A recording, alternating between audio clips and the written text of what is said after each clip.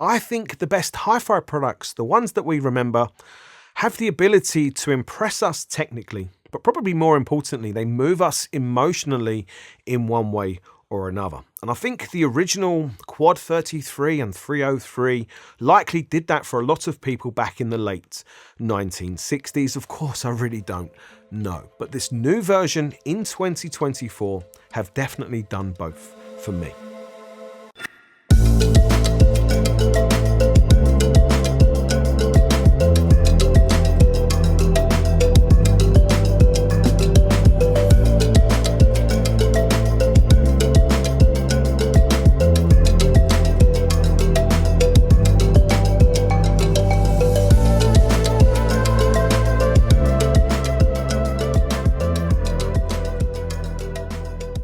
If you are an audiophile of a certain vintage, you might remember the original Quad 33 preamplifier and 303 power amplifier. And if so, you've likely already got your opinions very much forged about them. I wasn't around then, so reading the press information, it seems like the Quads solved a lot of the problems of new at the time transistor amplifiers in terms of sound quality and thermals. And the 303 power amplifier had what's now famous triples of transistors, so 3 transistors per channel. And it was said to be a low distortion, warmer sounding amplifier setup. And of course, those are still very desirable traits today.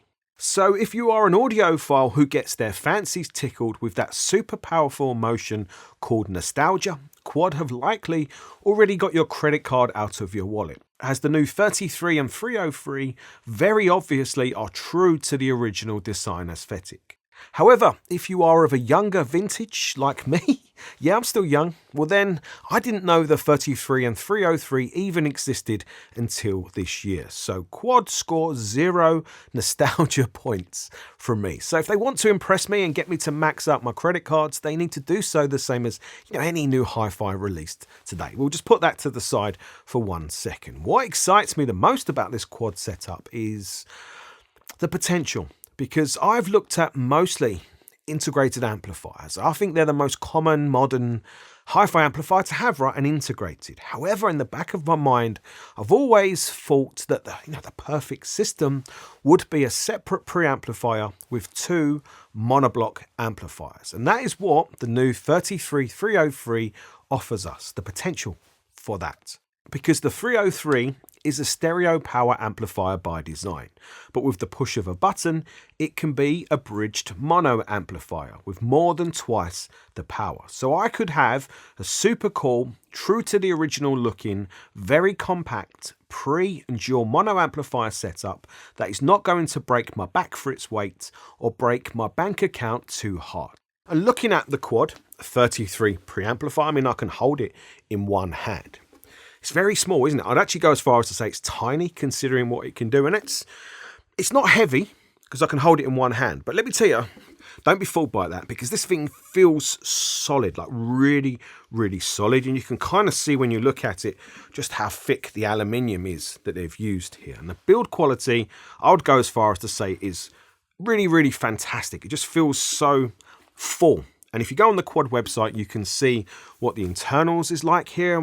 Having looked at it, I know there's a toroidal-based power supply in here. There is a moving magnet and moving coil phono stage in here. There is a motorized Alps potentiometer going on in this Quad preamp. So there's a hell of a lot going on in here. It's really, very impressive. It's cool retro styled, right? But actually the build of it, the fit and finish is really very nice.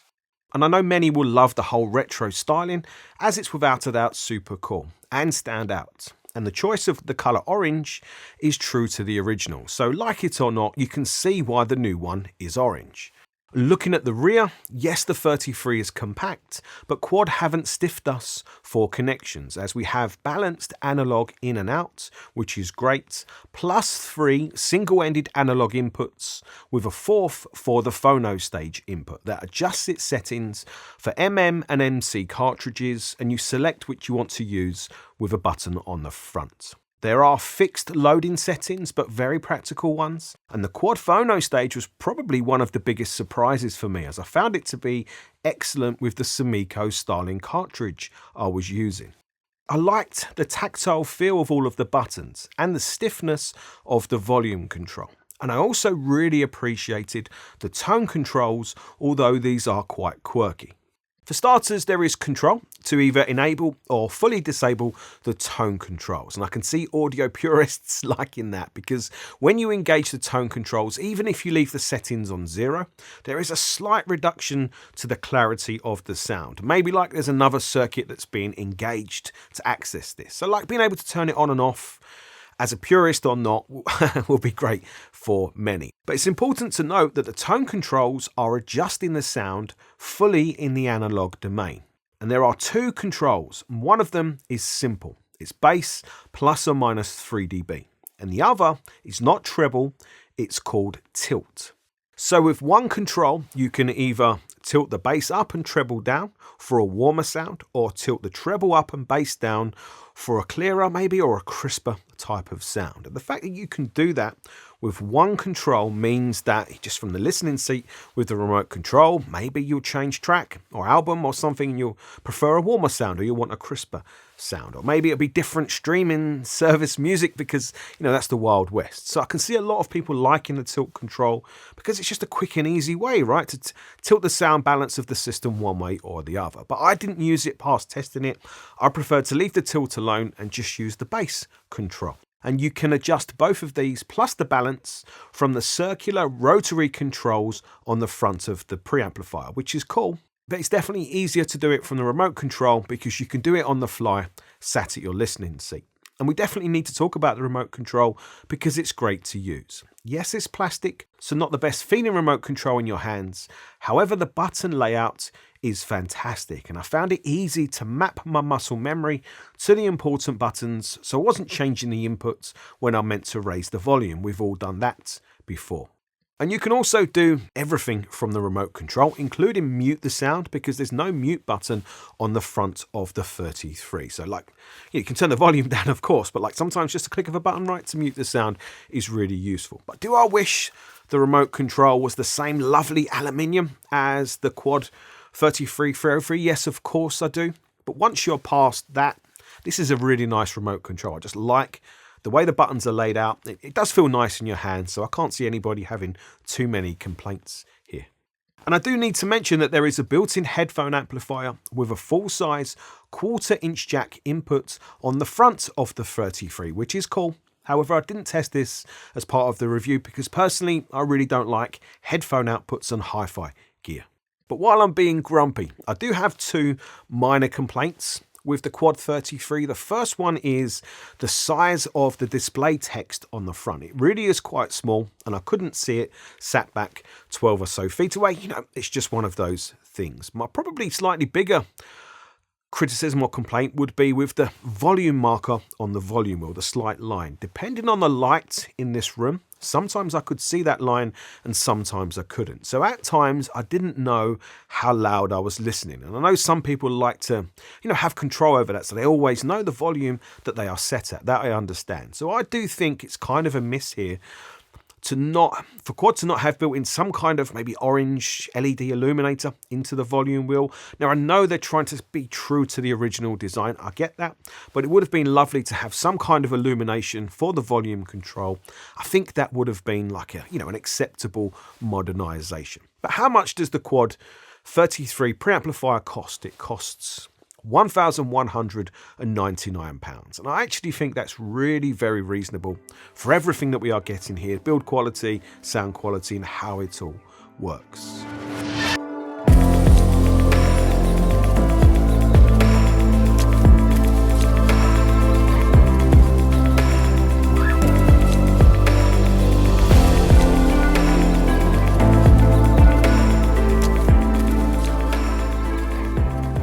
The Quad 303 power amplifier. This is a bit bigger, isn't it? To hold in your hands. It's quite heavy, this one. I was told is very true to the original design, which is interesting. And looking at like a tower type of amplifier design. It's really different, isn't it? It's really quite novel in 2024. And then having the heat sinks on the front, that's definitely not something that we see every day. I'm going to put this back because this is quite heavy.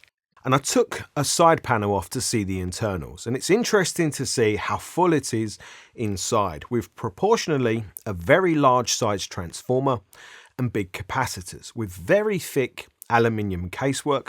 That all really impressed me. And it was impossible to get my camera in there to see any of the details, but I could just about get a shot of the triples of transistors for one of the channels, which was pretty cool to see. The rear of the amplifier is nice and simple and laid out very well, with clear and easy to operate buttons for selecting to use either the balanced or single-ended inputs, or to use the 303 in stereo or bridged mono mode. And the Quad 303 is a Class AB power amplifier that can deliver 50 watts of power per channel into 8 ohms and 70 watts into 4 ohms. But it is capable of delivering a maximum of up to 10 amps of current. So that is probably a more impressive number. But I'm happy with all of that and the build quality and everything for its retail price of, again, £1,199. But things do get a little more exciting when you press the button for bridged mono mode, as we then get 140 watts into 8 ohms and 170 watts into 4 ohms. And then I'm guessing 10 amps of maximum current per channel. So those are all better numbers, but do those numbers really tell the full story of what you hear between using one or two, now in monoblock, 303 amplifiers? Because of course having two of them doubles the price. So what is my advice here? Do you really need two? And it's quite simple really. Two bridged mono 303s do sound noticeably better than just one in stereo mode. It doesn't matter what volume, even at lower volumes, the sound is more, I'm going to use the word authoritative. Everything's just more solid and more planted and more present in the room. Everything just feels more big and more solid in the room. And then when you turn the volume up, you'll notice that the dynamics of the music, they seem to shift bigger. And again, everything's more solid and they just go bigger and everything's more composed and more graceful. And then if you're listening at loud volumes, you'll definitely notice that, the composure of the music just stays better and you can just keep going with the volume and it just keeps getting bigger and better. So that's really the main differences. However, of course, common sense applies here. You could quite happily start with one 303 and see how you get on, because I think most people will be more than happy with one. You'll know the sort of audiophile you are already if you want to, but if you just start with one, if you find yourself chasing more from the amplifier, if you're trying to squeeze more, presence in the room sound from one, well then maybe add the second one. But like I said, I think most people will be happy enough with one. You can play loud, you still get a lot of the same sound with just one, but two definitely takes it further. Two gives you the better sound. But there is another reason to have two 303, and that is symmetry on the rack, because with only one 303, I didn't know which side to put it. But with two, I can put one each side of the Quad 33 preamp, and then my OCD doesn't kick in. However, it does get a little cable congested because everything's so close together if you have a lot of sources, such as I did here. So I do think one of the benefits of having a preamp separate to your amplifiers is that you can organize your life better to keep things neater within furniture or with a hi-fi rack. And I definitely could have done a better job here, and I would have done a better job if this was a long-term situation thing. But I found if I didn't look at the cable mess, my OCD didn't kick in.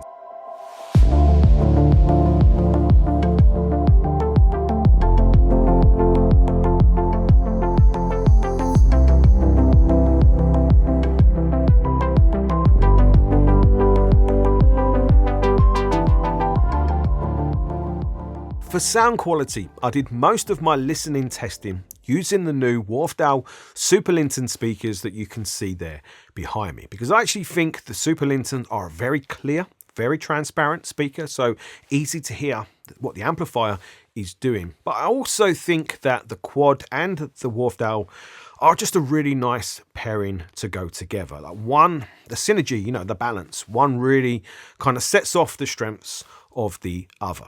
And I started with just one 303 amplifier and did a whole round of amplifier comparisons with 3 other similar priced integrated amplifiers, the HIFI Rose RA280, the Galleon TS34 tube amplifier, and the Audiolab 9000A. What stood out to me about the quads compared to the others was its smoother or more velvety delivery of the vocals and treble, with a more relaxed, easygoing, set-back sound that was very easy to listen to for hour after hour. So it was nice and smooth sounding, but not slow or sluggish or anything negative like that. But it definitely was a more relaxed, less tense sound, which helped me to relax too. I found the soundstage from the quad setup to be very good, nicely organised, nicely layered, so that was all fine. The treble quality was nice. The bass quality was not the best of the group, but probably maybe second best, good quality bass. The quantity was coming in a little bit short for me compared to the others, but look, still fine, still good. So the quad was a really nice overall listen, very easy to listen to, very relaxing listen with the Super Linton. So in that regard, it stood out from the group of 4.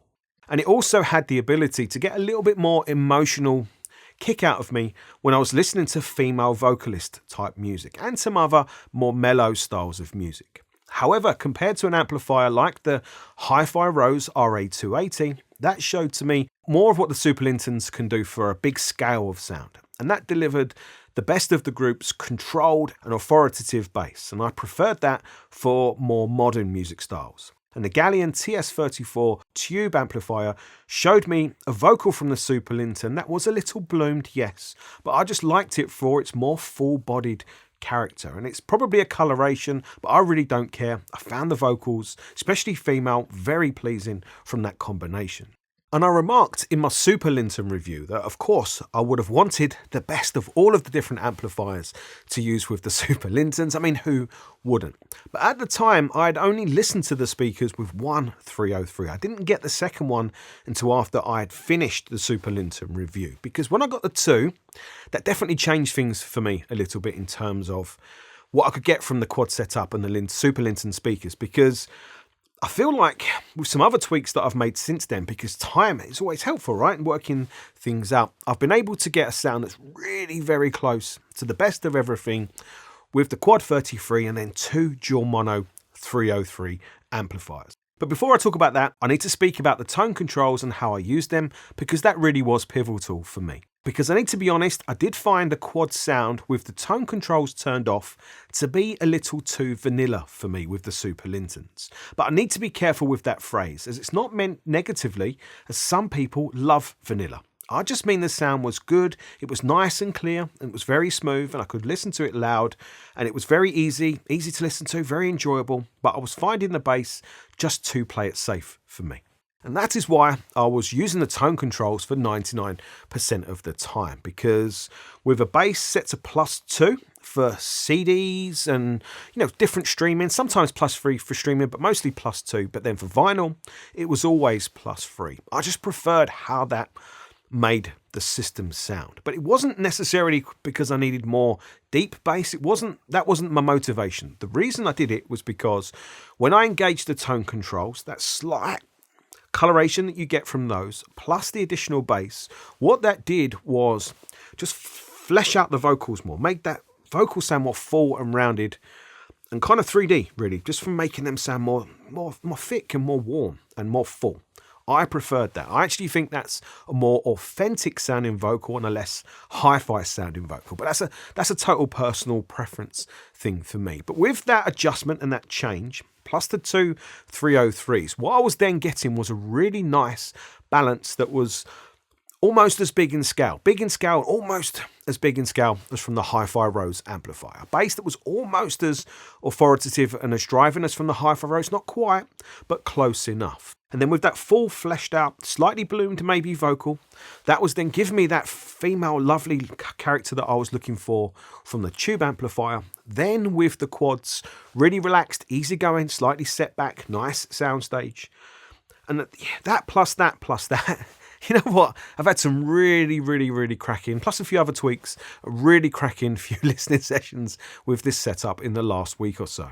So I have to say, had the tone controls not been in the Quad 33, I definitely wouldn't have liked this setup as much as I have. So look, I don't want to overplay this, but I would just suggest you don't overlook them. You try them out and see if you think they can help you in this getting more of a sound that you want or not, or just disable them. It's entirely up to you. I did push this system very hard, much harder than 99.9% of people will ever do, with the bass set to +3. And yes, the composure is not perfect when you do that, but you do get a really big sense of bass scale and drive and pressure feeling in the room, which again, I really liked from the Super Lintons for modern styles of music. Now, I do think you could probably get a lot of this with just one 303 amplifier. Of course you can. But like I said, when you add the second one, you definitely get more solidity to the sound, more authority, like sure-footedness to the sound. I'm a loud volume listener, and when you do listen loud, there's a lot more composure to the sound and more refinement. So for me and the type of audiophile I am, 2 makes sense over 1. However, like I said, 1 will get you a hell of a lot of the same sound. And listening to records using the built-in Phono Stage massively exceeded my expectations. Yes, the Phono Stage is not the last word in small detail retrieval and dynamics, big and small. It's a little play it safe sounding in all those regards. And while that's not perfect, I really don't mind that, because records sounded clean, they sounded clear, very easygoing and very easy to listen to, with just about enough of vinyl's unique character coming through to keep me engaged. The left to right balance was really excellent, and the music just sounded organised, and I was just a happy man listening to records. It didn't matter what record I threw on, I could listen to it and enjoy it for what it is. So in summary then, I actually really like the Quad 33 preamplifier. I just like having it in the system. It's a very easy thing to live with and spend time with. And the buttons are all nice to use, and even the volume control, like it responds to even small slight adjustments. So that's all really nice. The Phono Stage being in there too, of course, is a nice addition, but really it's the tone controls and what that allows you to do, all done analog, which is really interesting. Yeah, I like the Quad 33 preamplifier, and I actually wouldn't mind, trying it with a few other different power amplifiers to see what sort of results you could get, because those tone controls allows Terry to jack up the bass. More bass makes Terry a happy man. So while that's interesting and fun, I think most people are likely to use the Quad 33 with the 303 power amplifier. And with either 1 or 2 303 amplifiers, you get very easy to live with, hardly any heat generated, not too big or heavy, very easy to listen to, very enjoyable overall sound. That is a little play it safe at the extremes, but at around this kind of money, there is definitely something a little bit different about the presentation that I found a little more relaxing, a little less fatiguing, and a little bit more emotionally engaging. And I think hi-fi being able to stir your emotions when you listen to music is one of the most important things. But do I think we had a massive advantage here with the Quad setup being a pre-amp power or pre-and dual monoblocks over an integrated amplifier around the same price? That's a really interesting question, because I think maybe in some degrees we do, because maybe that's the reason why the Quad has this more of a tensions-free sound. It can just relax. It can just give music more of a relaxing nature rather than tension, and that's something that we do get from better quality hi-fi. So that's definitely something. However, am I going to say it's a huge game changer difference? No, I'm definitely not. But I don't think that's really the point here. I think the point here is the overall package. What the Quad gives you in terms of the look, the feel, the way you interact with it, of course the sound, the easygoing, listen all day, every day type of sound, that I think works fantastically well with the Super Linton speakers. And I never make recommendations because I don't know what you're going to like, but if you're considering the Super Linton speakers, the Quad 33303, 1 or 2 of them, it would be a good place to start your search for the perfect amplifier setup for you. I've really enjoyed my time. I've had some great listening sessions this last week or so. So I hope this review's been helpful. I hope you've enjoyed it. If you have, please hit the thumbs up button and subscribe to the channel for more.